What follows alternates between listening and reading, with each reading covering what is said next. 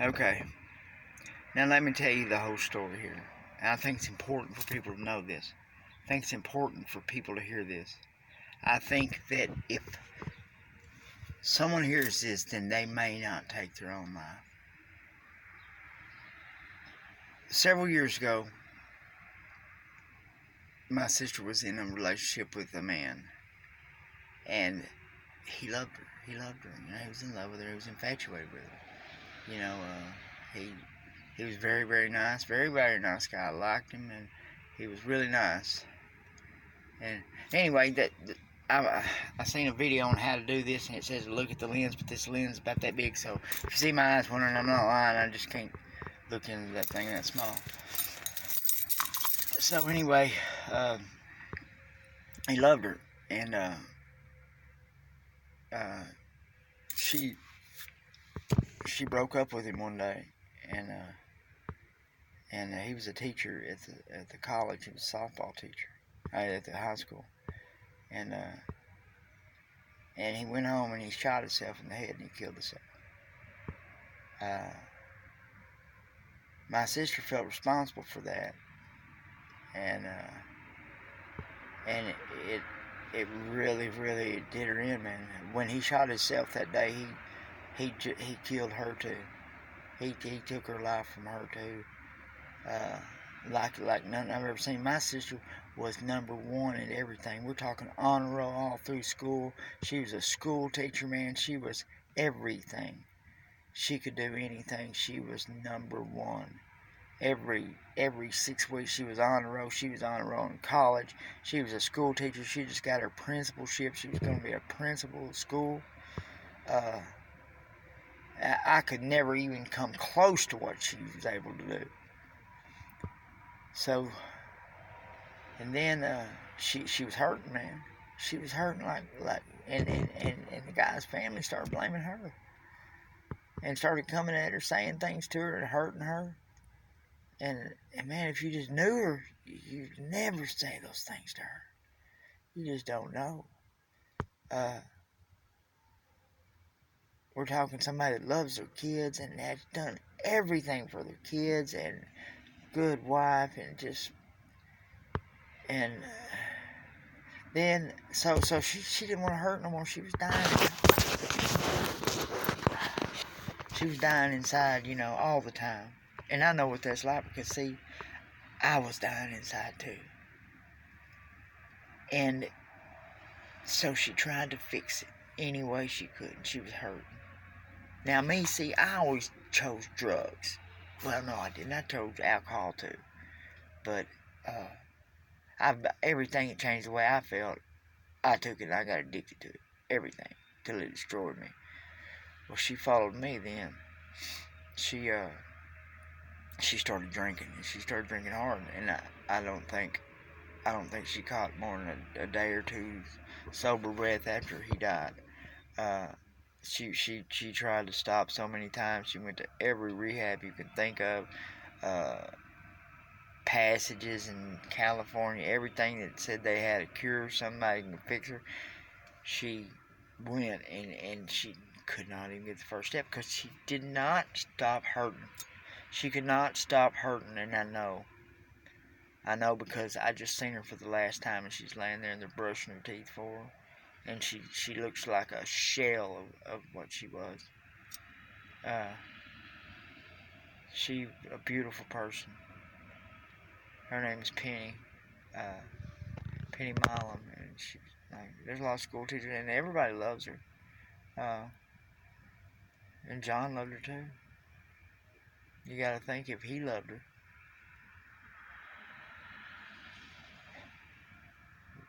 I'm not talking to y'all. I'm not trying to hurt nobody. I'm not trying to blame anybody. It's not your fault. It's the world's fault, when something happens to us, we want to condemn somebody and we want to blame somebody for it, but it's not their fault. But suicide affects people in ways that you don't know. Now, a lot of people threaten suicide to try to hurt people, to try to get what they want. No, man. No. It's not it. God made us all. God made each and every one of us. We are all His children. I don't believe that it is any more Jewish in the Bible, the Islam, all that. I don't believe in none of that. I don't believe that anything divides us. I don't believe that God has chosen one race over another or one religion over another. I think that's a bunch of man talk that man has wrote down and been teaching it for thousands of years, and people are just so scared not to believe it that they stick to it. They stick to stories that sounds like Dr. Seuss wrote them. And come on, really? So you really believe this stuff? Come on. Man, it's not dying I'm talking about, it's living. You know, everybody, I've been so afraid to die my whole life. What about being afraid to live? And that's what my sister was going through. Being afraid every day when you wake up that you're going to have to, and being unable to do anything because you're so drunk. That is pain, man. You don't know what that's like if you're not an alcoholic. If you are an alcoholic and you know what it's like to have to drink, just like you have to take a breath of air every day, or a lot of breaths every second, every moment of time in this time that we have is a gift from God, and every moment of time we have to take a breath, and God is in the air, God is in the ground, God is in the plants, God is all around us, and we divide Him with our religion. And Jesus came, and He was not about religion, and the religion could not stand Him for it. They killed Him for it, because He was not one of them. He did not go around by the rules and stuff. He loved the sinner. Now, we talk about universal salvation. God so loved the world that He gave His only begotten Son, that whosoever shall believe in Him should not perish but have everlasting life. It doesn't say that you earned it. It doesn't say that you're going to lose it. It does not say that it's anything but a gift from God. Anything. Now, that's what the Holy Bible says. That's what the Holy Quran says. Both agree on this. The Torah is the Old Testament. Now, Jesus changed everything. Jesus changed it all. 3 years He did His ministry. 3 years. Over 2,000 years ago. And it's still all we talk about. Can you imagine? Can you imagine being there and seeing it firsthand? Can you imagine being there when He raised the dead? When somebody who's blind went to Him and said, I can see. I'm looking at God when He's looking at Jesus. He's seeing for the first time that, man, it's amazing. Jesus didn't ask for no credit, didn't ask for nothing from nobody. The only thing He ever asked for was a little time to Himself when He was tired. You know, he's worth all this attention. Because that's what it's all about. If you look at the Bible, when I started my Facebook group, God As I Am, man, you would not believe the flack I got off that. Because that's what I was led to call it. God As I Am. Okay. It doesn't say God Is Me. I did not mean it like that, but a lot of people took it like that. Right? Everybody thought I was proclaiming myself God, and I was crazy, you know. And I was the guy with the big scar on the head, you know, had a brain, got hurt, and it was not good. But that's what I was led to do. God As I Am, because I remember that movie, 10 Commandments, and I was thinking, what am I going to call this, you know? And so I said, well, there was 10 Commandments. God was talking to the burning bush. Moses was talking to the burning bush, right? And the burning bush tells him to go and get the people out of bondage, the Hebrews, out of Egypt. He said, well, you know, what am I just going to, hey, y'all come on with me, we're all going to leave now. Hey, Moses. You know, no. It ain't going to be like that. They ain't going to like losing all their free labor. They're not going to be happy about this. So who do I say that sent me? And it is written, it says, I am that I am. So, and I remembered that, and I thought, so God is I am. Just I am. And if you look at it, the Bible, a lot of people miss this. I mean, I've really done a lot of studying on this since in the last, 6 years now? I mean, you got to think about this, right? I'm no preacher. Man, I'm a musician. I dropped out of school in the 9th grade, halfway through it. And I got placed from the 7th grade to 8th grade. Man, I was not no writer. I played the guitar and I smoked pot. That was it, I was just stoned all the time, talking, yeah, man, oh, yeah, we all gonna kick it, whoa, I was just stoned all the time, but not no more.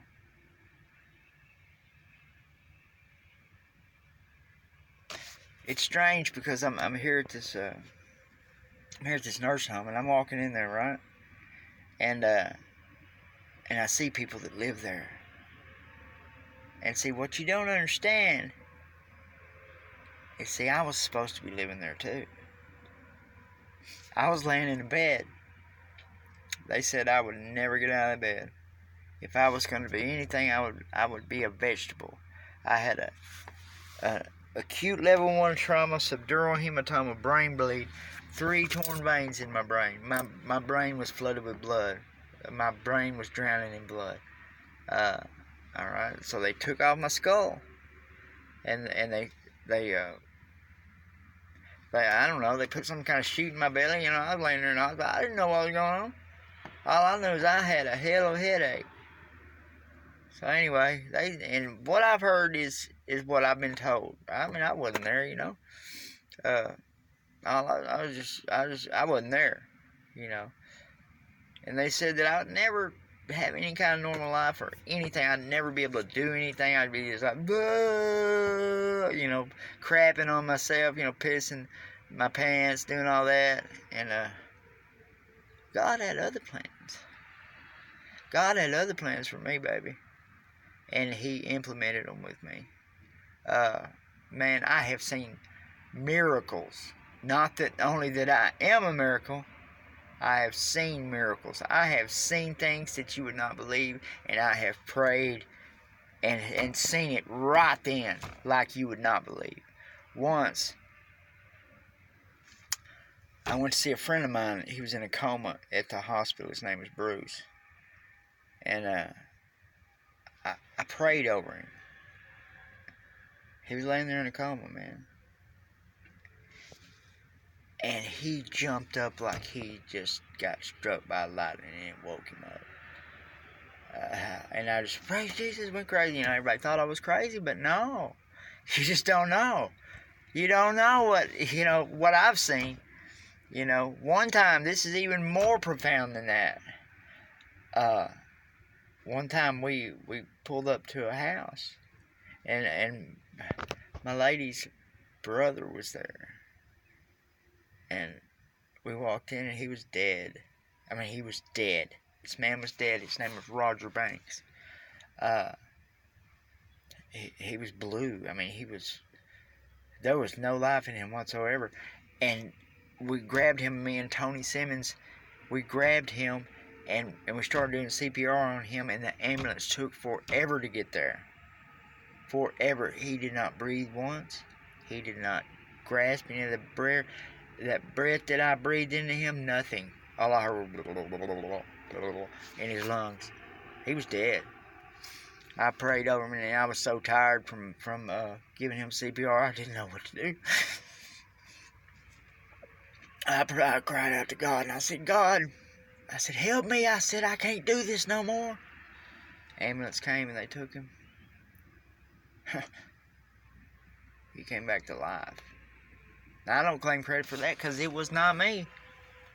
It didn't have nothing to do with me. I was just there and I was being used by God. Alright, that's a miracle. What happened to him later, he's dead now. But that day he lived.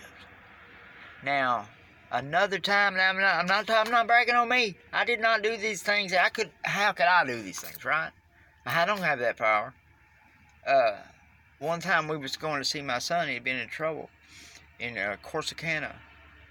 And man, we was driving down there, and it was a terrible storm. I mean, there was nobody driving on the road. It was so bad. I mean, the trees were sideways and stuff. And my mother said, I don't think we're going to make it, said it's raining too hard. And I wasn't feeling like, oh, amazing grace, none of that. I just looked at Mom, I said, Mom, where's your faith? And I prayed, and I said, God, we're trying to get down there, I'd appreciate it if you'd help us out. Man, I swear to God, at that instant, it stopped raining. Not another drop fell until we got home. These miracles, I've told a few people about this. Every single time there was a witness. Every single time. At the hospital, there was Bruce. His name was Bruce. The lady that was there was Taffy Jones. She was there. She's seen it. She's seen it. All right. With Roger at the house when he was dead, there was Tony Simmons and Sue Pierce. Sue is gone now, but you asked Tony Simmons. He was there and he helped. You asked my mother. My mother don't lie to nobody. You ask her about that time in Corsicana. You see if I'm lying. Test me. Test me. I ask you to ask these people. See what happened for yourself. Now, I'm telling you that God is God is God. And give him the praise he deserves. Because, man, he's worth it. And not giving him his praise is cheating yourself. Now, alright, well, I just seen my sister for the last time. I'll see her later. When I go, which I got cancer, so I'm not going to be around all that long. So, y'all have a nice day. Amen.